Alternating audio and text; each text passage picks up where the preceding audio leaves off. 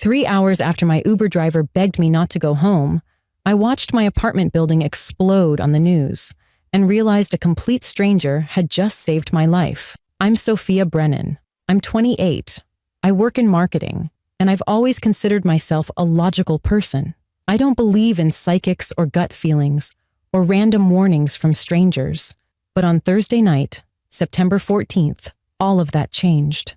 Because sometimes the most insane thing someone tells you is actually the truth trying to save you. If you're curious to know how a 5-minute Uber ride turned into the most terrifying night of my life, make sure to subscribe and drop a comment letting me know where you're watching from. It was 9:47 p.m., and I was on top of the world. I'd just left Marcello's, this upscale Italian restaurant in downtown Seattle, where my team had thrown me a celebration dinner. After 2 years of late nights, missed weekends, and more coffee than any human should consume, I'd finally gotten the promotion I'd been chasing. Senior marketing consultant, corner office, 20% raise. Everything I'd worked for. My phone wouldn't stop buzzing with congratulations texts. My boss had given a toast. My coworkers had insisted on ordering champagne. For those 2 hours, I felt like I'd actually made it. But now, standing outside the restaurant in my black cocktail dress and heels that were already killing my feet, I just wanted to go home. I wanted to change into my pajamas, pour myself a real glass of wine, and maybe call my brother Derek to tell him about the whole night. Derek had called me earlier, right before dinner, his voice full of pride. "Soph, I'm so proud of you. I wish I could be there to celebrate properly." I'd laughed it off. "You're in Boston. It's fine. I'm fine." "You're always fine," he'd said. "But you know you don't have to do everything alone, right?" The truth is, I'd been living in Seattle for 8 months, and I still felt like I was playing house. My apartment was nice, this converted warehouse building on Pine Street with exposed brick and tall windows. But it was just me. No roommate, no boyfriend, just me and my work laptop and takeout containers I forgot to throw away. Standing on the sidewalk, I pulled out my phone and requested an Uber, 4 minutes away. Perfect. The Uber pulled up, a silver Toyota Camry. The driver was middle-aged, maybe in his 50s, with graying hair and kind eyes. His name tag said Ravi Patel. "Sophia?" he asked. "That's me. Going to Pine Street, yes? Building 447? "Yes, please." He nodded and pulled into traffic. I leaned back against the seat, finally relaxing after being on all night. The city lights blurred past as we drove through downtown. I was already thinking about tomorrow's 9 o'clock meeting, mentally reviewing my presentation. That's when I noticed Mr. Patel looking at me in the rearview mirror. Not just a quick glance. He kept looking. His eyes would dart to the road, then back to me, then to the road again. His hands gripped the steering wheel tighter than seemed necessary. I shifted uncomfortably and checked that my seatbelt was fastened. We drove in silence for what felt like forever. The tension in the car was building, and I didn't understand why. Then, at a red light on 5th Avenue, he spoke. "Miss, I have to tell you something important." His voice was shaking. I sat up straighter. "Okay? Please don't go home tonight." I blinked. "What?" "I'm serious. Something is very wrong. Please, you cannot go to your apartment tonight." I laughed nervously. "I'm sorry, what are you talking about?" The light turned green. He drove forward, but slower now. 20 minutes ago, I dropped off 2 men at your building. I remember the address because it's unusual. The old warehouse buildings on Pine Street." My stomach tightened. The men were in my back seat, and they were arguing. Loud. Angry. They thought I couldn't understand them, but I speak their language. "What language?" I asked. "That's not important. What's important is what they said." He glanced at me again, and I saw real fear in his eyes. They said apartment 4C. They said they're going tonight. They said no one will know until it's too late. Every muscle in my body went rigid. "I live in apartment 4C. They said your apartment number multiple times," Mr. Patel said quietly. "And the way they were talking, these are not good men. These are men planning to do something very bad." My mind was racing. This couldn't be real. This sounded like something from a movie. "I think you're mistaken," I said weakly. "There are lots of apartments in that building. Maybe you heard wrong." "I didn't hear wrong." Or maybe it's a different building. It's not. I pulled out my phone, my hands shaking.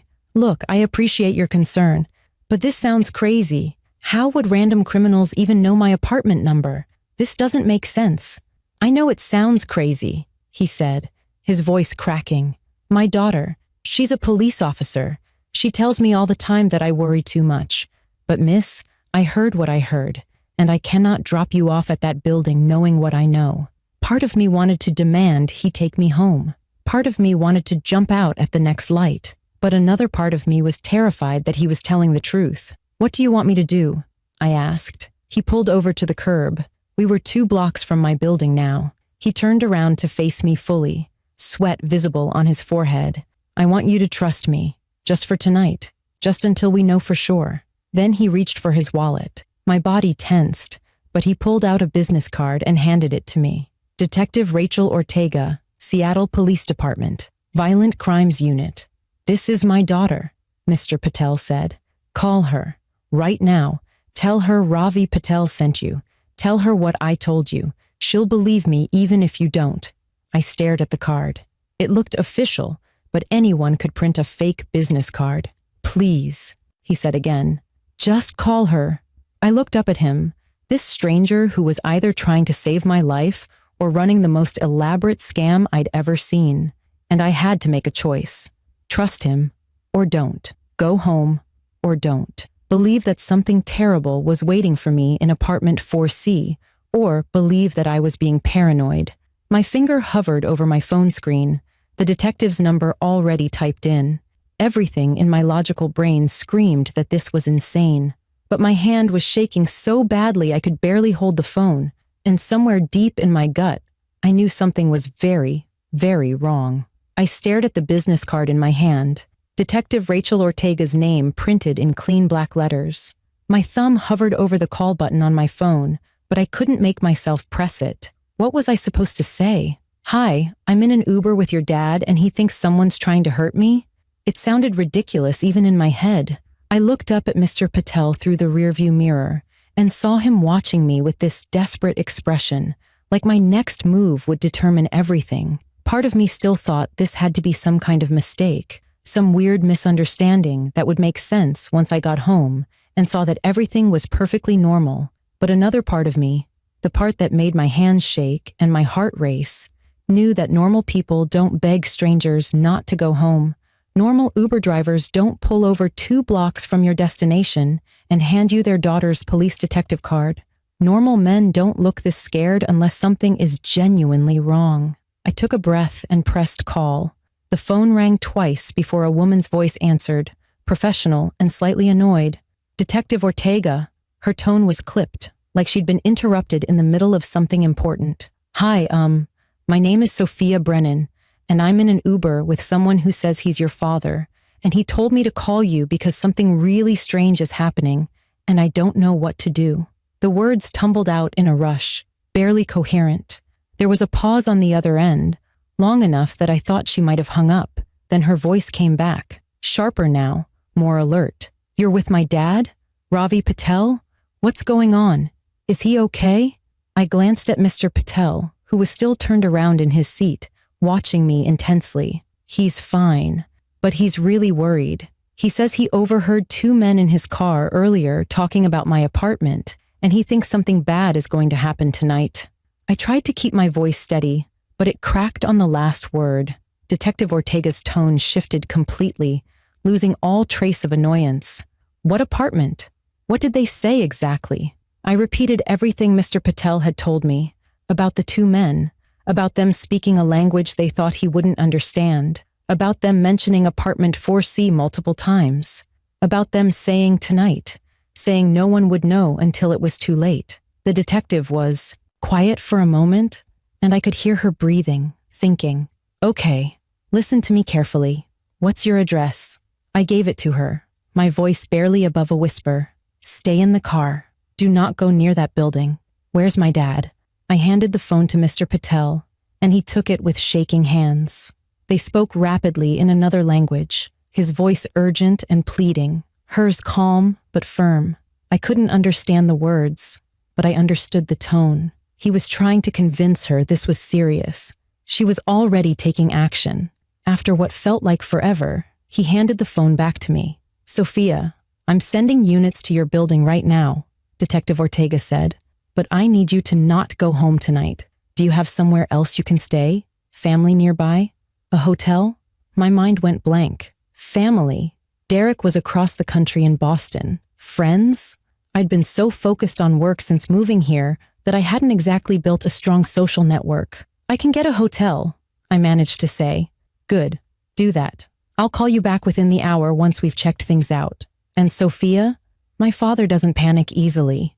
If he's this worried, you should listen to him." She hung up, and I sat there in the back seat, my entire body numb.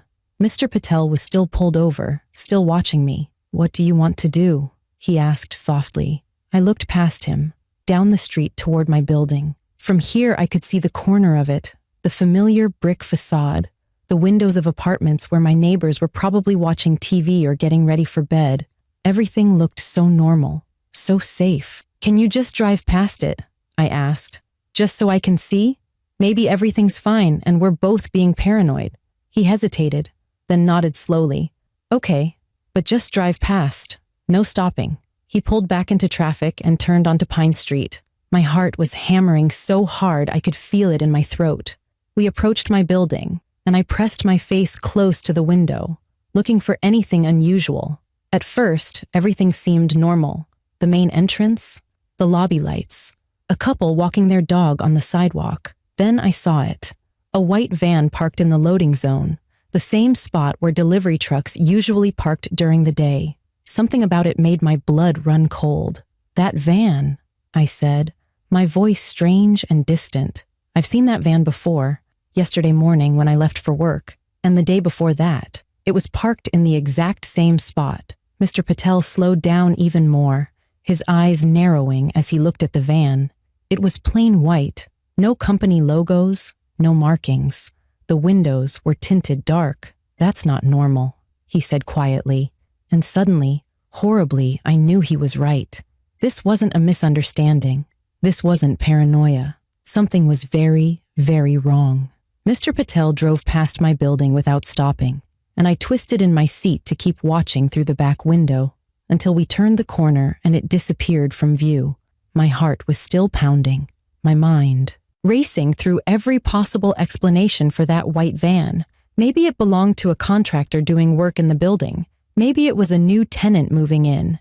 Maybe I was connecting dots that didn't actually form a picture. But the sick feeling in my stomach told me otherwise. Mr. Patel pulled over again a few blocks away, this time in front of a coffee shop that had already closed for the night. He turned around to face me fully, and I could see the worry etched deep in his face. "You need to call someone. Your family. Your friends. You need to go somewhere safe tonight." I nodded, my fingers already pulling up my contacts. Derek's name was right at the top. I pressed call and waited, praying he'd answer even though it was past midnight on the East Coast. He picked up on the second ring, his voice thick with sleep. "Soph? What's wrong?" Just hearing his voice made something break inside me. "Derek, something really scary is happening and I don't know what to do." I heard rustling, the sound of him sitting up in bed. "What? Are you okay? Where are you?" I told him everything, the words spilling out faster now. The Uber driver's warning, the two men talking about apartment 4C, the white van I'd seen parked outside my building for days, Detective Ortega sending police units to check it out. By the time I finished, Derek was fully awake and already typing on his computer. I could hear the keyboard clicking through the phone. "Okay, listen to me. I'm booking you a hotel right now. The Marriott on 4th Avenue. It's 10 minutes from where you are. I'm putting it on my card. You're going to go there, check in, and you're not leaving that room until we know what's going on. Understand?" His voice had that protective edge I'd heard my whole life, the tone that meant he was taking charge whether I liked it or not. "Okay," I whispered. "I'm serious, Sophia. You don't go home. You don't go near that building. I don't care if the cops say it's fine. You stay in that hotel tonight." I could hear the fear underneath his commands, and it made everything feel more real. If Derek was this scared, and he was 2,000 miles away just hearing about it, then I should be terrified. I will. I promise. He exhaled slowly. I'm looking at flights right now. I can be there by tomorrow afternoon. You don't have to do that. You have work and I don't care about work. You're my sister. I'm coming. Tears stung my eyes. Okay, thank you. We stayed on the phone while he finished the hotel reservation, and then he made me promise 3 more times that I'd go straight there and stay put. When we finally hung up, I looked at Mr. Patel, who'd been sitting quietly the whole time, giving me privacy but clearly listening. My brother booked me a hotel, the Marriott on 4th Avenue. He nodded and immediately put the address in his GPS. Good, I'll take you there, and I'm not leaving until I see you walk inside safely. Something about his fierce protectiveness, this complete stranger who'd already done so much, made my throat tight. I don't understand why you're doing all this. You could have just dropped me off and forgotten about it. Why do you care so much? His eyes met mine in the rearview mirror, and they were shiny with unshed tears.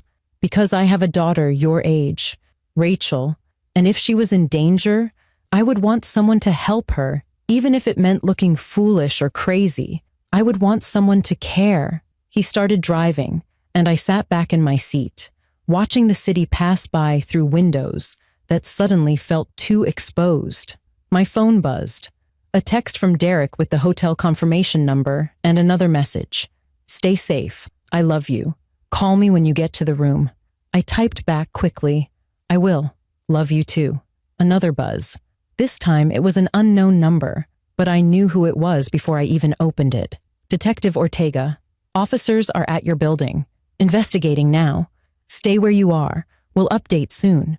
I showed the message to Mr. Patel. He read it and nodded grimly. Good. They'll figure out what's happening. But I couldn't shake the image of that white van sitting there in the same spot for 3 days. Watching. Waiting. We pulled up to the Marriott, and true to his word, Mr. Patel parked and walked me all the way to the lobby doors. I tried to pay him for the ride, but he refused, waving away my extended cash. Just promise me you'll be careful, and call your brother when you get to your room. I promised, and he waited until I was inside before walking back to his car. I watched him drive away. This man named Ravi Patel, who'd decided my life was worth saving. I checked into the hotel in a daze, barely registering the cheerful front desk clerk who handed me a key card and wished me a pleasant stay. Pleasant. The word felt absurd. I took the elevator to the 4th floor, found room 412, and locked every lock on the door the moment I stepped inside. The room was generic and clean, the kind of place that could be anywhere in America. Beige walls, floral bedspread, a landscape painting that meant nothing.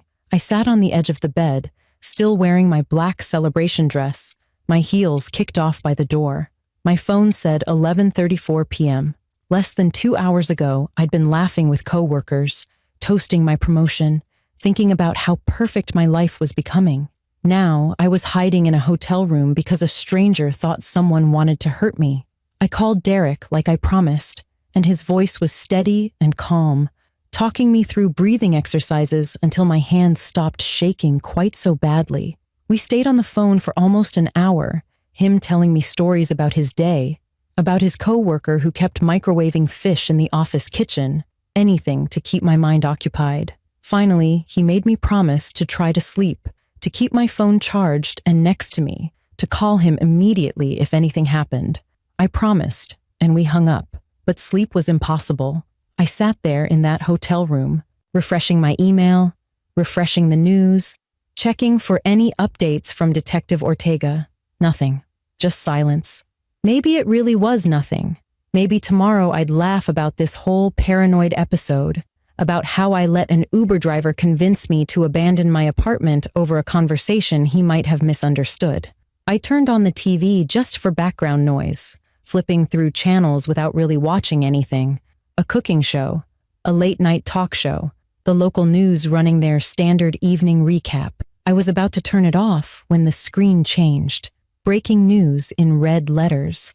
My finger froze on the remote. A reporter standing in front of a building lit up by emergency vehicle lights, fire trucks, and ambulances crowding the street. I couldn't breathe. It was my building, We're here at Pine Street where a massive explosion has rocked this residential building just before midnight, the reporter was saying, her voice urgent and professional. Emergency crews are on the scene. Multiple injuries have been reported. Residents are being evacuated as firefighters work to contain the blaze on the 4th floor. The 4th floor. My floor. The camera panned across the scene, and I saw flames pouring from windows, thick black smoke rising into the night sky. I saw my neighbors standing on the sidewalk in their pajamas, some of them crying, others just staring in shock. I saw the white van, still parked in the loading zone, now surrounded by police tape. My phone started ringing and I nearly dropped it. Detective Ortega. Sophia, are you watching the news? Her voice was tight, controlled. Yes. Oh my God, what happened? Was it really a gas leak? There was a long pause, the kind that means the answer is going to change everything. No, it wasn't a gas leak. My father saved your life tonight. My entire body went cold. She continued, her words careful and measured. 6 months ago, you flagged some suspicious invoices during an audit at your previous company. Do you remember that? I searched my memory. 6 months ago, I'd been working at a tech startup, doing their quarterly financial review. I'd found some irregularities, reported them to my supervisor, and moved on. It had seemed like such a small thing. I remember. I thought it was just accounting errors. It wasn't errors. You uncovered a multi-million-dollar embezzlement scheme. 3 men were arrested because of your report. But the person running the operation, the one really in charge, he got away. And he's been planning this for weeks. I couldn't speak, couldn't process what she was telling me. They'd been watching your routine. They knew you came home from work around 10:30 most nights. They planted a device in your apartment set to detonate at 11:15, 15 minutes after you'd normally arrive home. It was designed to look like a gas explosion. You were supposed to be there when it went off. I looked at the clock on the nightstand. 12:47 a.m. I should be dead. If I'd come straight home from dinner, if Mr. Patel hadn't said anything, if I'd ignored his warning like every logical part of my brain had wanted to do, I would be dead. But you stayed late celebrating tonight, Detective Ortega continued. And my father noticed those men in his car. He heard them confirming the apartment number, talking about the timing. He knew something was wrong. The TV showed firefighters spraying water on my building. The 4th floor, completely gutted. My apartment, where I'd lived for 8 months, where all my belongings were, where I should have been sleeping tonight, was gone, destroyed.